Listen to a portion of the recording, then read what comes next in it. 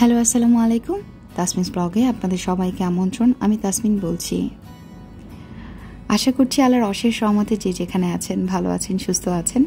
আমিও আলহামদুলিল্লাহ ভালো আছি। কাছে দূরে যারা দেখছেন শুনছেন, আপনাদের অসংখ্য ধন্যবাদ। আপনাদের ছোট্ট একটি উৎসাহ আমার এই কঠিন পথ চলাটাকে অনেকটাই সহজ করে তুলছে। একজন আপুর প্রশ্নের উত্তর নিয়েই আজকের ভিডিওটা তৈরি করেছি। একজন আপু আমাকে একটা প্রশ্ন করেছে। প্রশ্নটা পড়ে আমি বিব্রত হব কিনা বুঝতে পারছিলাম না, তো ভাবলাম তোমাদের সাথে একটু শেয়ার করি। আপু লিখেছে, আমি মম হীরা এই আপুর চ্যানেলটা দেখি কিনা এবং তাকে চিনি কিনা, তার সাথে আমার কোনো সম্পর্ক আছে কিনা বা আমাদের সাথে মিল আছে। সে বুঝতে পেরেছে আমাদের সাথে মিল আছে, এটাই হয়তো তার এ ধরনেরই একটা কথা সে আমাকে বোঝাতে চেয়েছে। তো আমি জানি না আপুটা শুনবে কিনা, তবে আমার কাছে প্রশ্নটা খুবই গুরুত্বপূর্ণ এবং আমার কাছে মনে হলো এটার অ্যান্সার দিলে আমার জন্যই ভালো। কারণ আমার ছোট্ট একটি পরিবার তৈরি হয়েছে, তারা হয়তো প্রশ্নটি দেখেছে বা তারাও জানতে চায় বা তাদের মনেও ছিল, ভালোবেসেছে দেখে হয়তো লজ্জায় প্রশ্নটি করতেও পারিনি। আমার এই ইউটিউবের জার্নিটা অনেক দিন আগে থেকে, এবং আমি প্রথম থেকেই ভেবেছিলাম যে আমি পর্দার পিছনে বা ক্যামেরার পিছনে দাঁড়িয়ে কাজ করব এবং কখনোই আমি ফ্রন্টে আসব না। তো এই ইচ্ছাটা আমি আমার কয়েকজন বন্ধুদের সাথে আলাপ করি। তারা আসলে ইউটিউব সম্পর্কে তেমন কিছুই জানে না, তবে একজন বন্ধু সবসময় আমাকে এই বিষয়ে সাপোর্ট দিত এবং বলতো যে তুমি কিছু করো, তোমার ক্রাফটিংয়ের কাজগুলো অনেক ভালো। ওই মুহূর্তে আমি কিন্তু খুব ভালো ভালো কিছু ক্রাফট করতাম এবং কিছু মাটির কাজ করতাম, গাছের কাজ করতাম, যেগুলো আমি সেলও করতাম। তো যেহেতু আমি শিক্ষকতায় ছিলাম, ও বিভিন্ন ক্রাফটিংয়ের কাজগুলো আমি আপলোড করতাম আমার ফেসবুকে এবং ও দেখে আমাকে সবসময় ইন্সপায়ার করতো যে তনিমা তুমি এটা করো। আমার ডাকনাম যেহেতু তনিমা, আমাকে তনিমা নামেই ডাকতো। তুমি এটা করো, তুমি অনেক ভালো করতে পারবা। আর তখন কোভিডের টাইম চলে এসেছে। তো আমি কিছুই জানি না, ইনফ্যাক্ট আমি এখনও কিছু জানি না। তো ওর কথায় ছোট একটা ভাইকে এনে আমি একটা চ্যানেল ওপেন করলাম। তো আমি যখন বললাম যে আমি একটা চ্যানেল খুলতে চাই, তো ও বলল যে আপু আপনার সবচেয়ে ভালো হয় আপনি ফ্রন্টে থেকে কাজ করলে, কারণ আপনার কিন্তু আলাদা একটা পরিচিতি আছে। তো যখন আপনি ফ্রন্টে থেকে কাজ করবেন, আপনার মনিটাইজেশন, আপনার ভিউ, আপনার ওয়াচ টাইম এগুলো খুব তাড়াতাড়ি আসবে। তবে আপনি যদি ক্যামেরার পিছনে কাজ করেন তাহলে কিন্তু আপনার ভিডিও খুব একটা ভালো চলবে না বা কেউ দেখবে না। তো আমি বললাম না, আমি আপাতত আমার যে কাজ, ক্রাফটের কাজ বা আমি যেই গাছগুলো সেলের জন্য রেডি করছি সেগুলোর ভিডিওই করো আপাতত, ওগুলো নিয়েই না হয় আমি আগাই। তো তখন আমি তাসমিনস ওয়ার্ল্ড নামে একটা চ্যানেল ওপেন করি এবং ওগুলো খুব কষ্টসাধ্য কাজ ছিল এবং রেগুলার ডেলিভারি দিব নাকি আমি ভিডিও করব সেটাও বুঝে উঠতে পারছিলাম না। তো পরবর্তীতে আমার মনে হলো যে আমার ডেইলি যে কাজগুলো করি ওটা নিয়ে আমি ভিডিও বানাই, তাহলে নতুন নতুন কন্টেন্ট খুঁজতে আমার প্রবলেম হবে না, বা আমি চালাই, কারণ এটাতে খুব একটা কষ্ট হবে না। তবে সবাই বলছিল যে ফ্রন্টে থেকে কাজ করাটাই ভালো হবে, আর পিছনে থেকে কাজ করলে বা ক্যামেরার পিছনের কাজগুলো মানুষ আসলে দেখে না। কিন্তু আমার কাছে দেখা না দেখার থেকেও মনে হয়েছিল আমি আমার গল্প, আমার কথা, আমার কষ্টের জায়গাগুলো তুলে ধরবো, 2-4 জন যারা দেখবে তাতেই আমার হবে। তো এভাবেই কিন্তু শুরু করা। তো দেখতে দেখতে আমি একদিন দেখলাম যে হীরাপুর একটা চ্যানেল, তো আমি দেখলাম যে হীরাপো শুধু ভয়েস ওভার দিয়ে ভিডিও আপলোড করছে। তো একটু হলেও সাহস অর্জন করলাম। তো আপুটা জানতে চেয়েছে আমার কাছে ওনার সাথে আমার সম্পর্ক বা ওনাকে আমি দেখি কিনা। আমি আপুটার উদ্দেশ্যে বলবো যে হ্যাঁ, আমি তাকে দেখি এবং ইন্সপায়ারেশনের জায়গা বা ওই সময় শুরু করার পরে যে একটা সাহস যে না, কেউ তো দেখছে, তাকে যেহেতু কেউ দেখছে আমাকেও হয়তো কেউ দেখবে, ওই জায়গা থেকে শুরু করা। আর খুবই ভালো লেগেছে যখন ভিডিও দেখতে দেখতে শুনলাম যে তার বাড়ি বরিশাল, আমার বাড়িও বরিশাল, এবং তার একটা ছেলে একটা মেয়ে, আমারও আলহামদুলিল্লাহ একটা ছেলে একটা মেয়ে। তো সেও ক্যামেরার পিছনে কাজ করে, আমিও ক্যামেরার পিছনে কাজ করি, এই টুকটাক মিল আছে। আর দেশীয় একটা যে ব্যাপার বা দেশের যে একটা টান সেটা তো আছেই। আর এছাড়া হীরাপুর সাথে আমার কোনো সম্পর্ক নেই, তবে ইচ্ছা আছে হীরাপুর সাথে যদি বরিশালে কখনো কোথাও দেখা হয় অবশ্যই দেখা করব, কথা বলবো, হয়তো সেও আমাকে আমার পরিচয় দিলে চিনবে, আর আমি তো তাকে চিনি। আর হীরাপুর কাজের কথা একটু বলি, হয়তো আপনারা জানতে চান যে আমি তার কাজ কতটুকু দেখি। আসলে তার কাজের কোয়ালিটি অনেক অনেক ভালো, তার এডিটিং অনেক ভালো, তার কথা বলার স্টাইল, তার কাজগুলো পরিষ্কার পরিচ্ছন্ন এবং খুব সুন্দরভাবে সে উপস্থাপন করে তাকে এবং তার পরিবারকে, এবং তার অনেক ধরনের সাপোর্ট আছে যেটা আসলে একটা মেয়েকে এগিয়ে নিয়ে যেতে সাহায্য করে।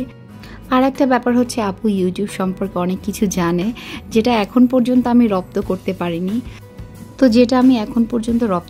পারিনি, তো ইউটিউব সম্পর্কে এখনও আমার অনেক কিছু অজানা রয়েছে।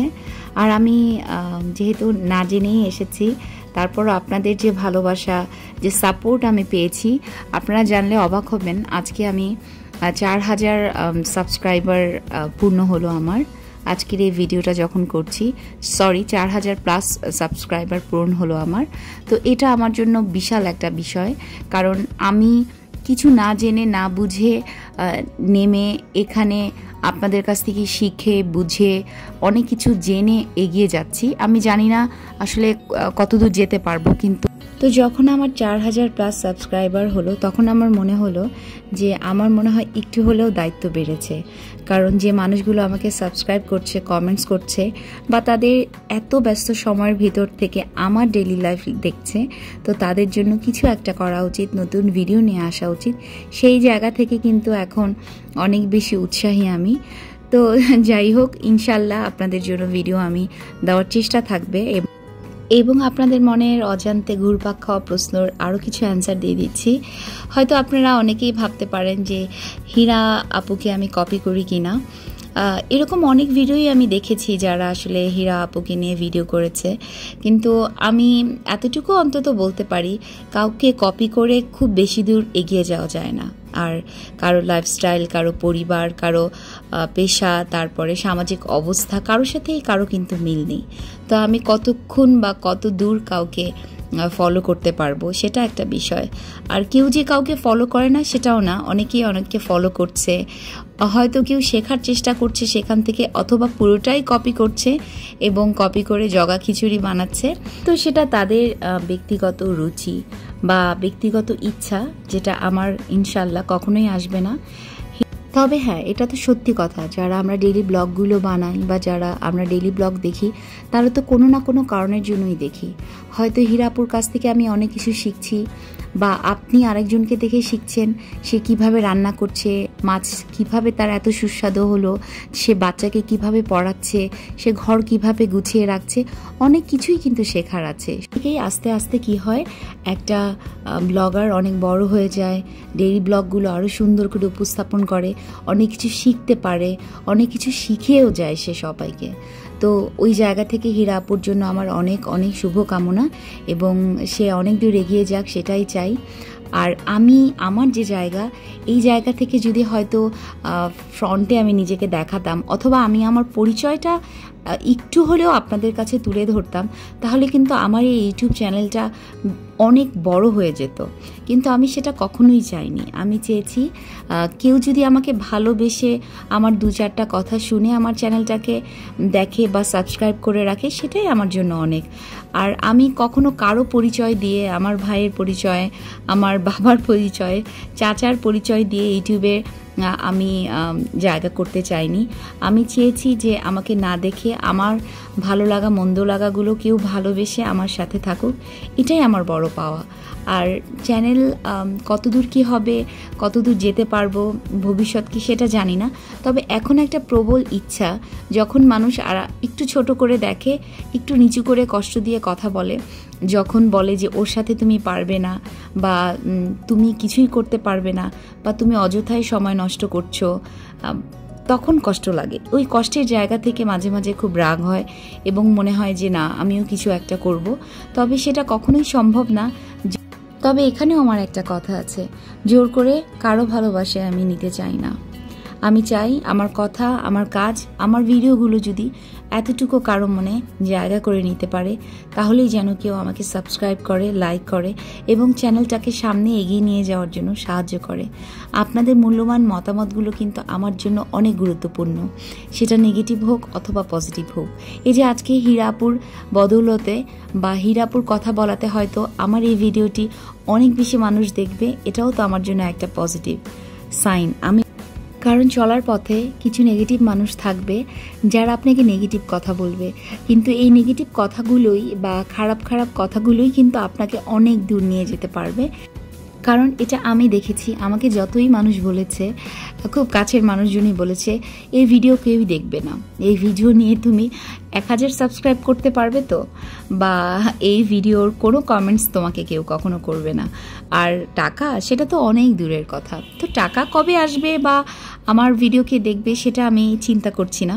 আপাতত চিন্তা করছি যে 4000 মানুষ যারা আমাকে নিজ ইচ্ছায় নিজ দায়িত্বে সাবস্ক্রাইব করেছে তাদের জন্য কিছু করার।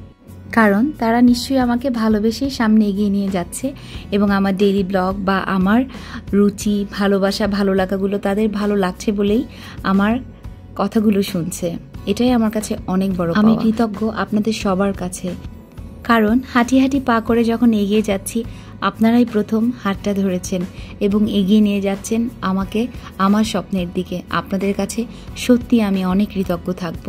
বন্ধু হয়ে সবসময় আমার ভুল ত্রুটিগুলো ধরিয়ে দিতে ভুলবেন না, কারণ আপনারা আমার পরিবারের মতন। পরিবারে যখন মা বাবার শাসন, ভালোবাসা, আদর দেয় তখনই কিন্তু একটা সন্তান এগিয়ে যেতে পারে। আপনাদের শাসন, ভালোবাসা আর আদরেই আমি এগিয়ে যেতে চাই। আর বড় বড় চ্যানেলকে দেখেই কিন্তু ছোট ছোট চ্যানেলগুলো উৎসাহ পায় এগিয়ে যাওয়ার। তো কাউকেই ছোট করে দেখার কোনো সুযোগ নেই। আপনি যখনই একজনকে ছোট করে দেখবেন বা একজনের কাজকে অবহেলা করবেন, আপনি নিজেও জানেন না ওই অবহেলিত কাজটি কখন যে সবার কাছে গ্রহণযোগ্য হবে। তো সবসময় ছোটোখাটো যেরকমই হোক না কেন, প্রত্যেকের কাজেই যদি একটু করে আমরা উৎসাহ দেই, তাহলে তার স্বপ্ন, তার ইচ্ছা, তার এই ভালো লাগা থেকেই সে অনেক দূর এগিয়ে যেতে পারবে। আর এই এগিয়ে যাওয়ার ভিতরেই তার অনেক ইচ্ছাগুলো পূরণ হতে থাকবে। আমার প্রথম ইচ্ছা ছিল আমি আপনাদের সাথে কথা বলবো, আপনাদের সাথে গল্প করব, আমার মনের ভালো লাগা মন্দ লাগাগুলো জানাবো, আমি একটু হালকা হব।